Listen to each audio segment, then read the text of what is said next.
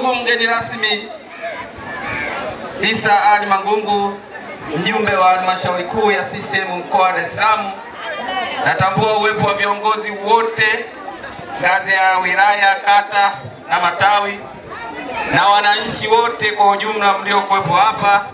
Asalamu alaykum. Bwana Yesu asifiwe. Ndugu wananchi, niwakaribishe katika viwanja hivi vya Kwatoma maarufu kwa Sefu. Leo tuko hapa kwa ajili ya kunadi wagombea wetu, wagombea wa Chama cha Mapinduzi kwa nafasi ya urais, ubunge na udiwani.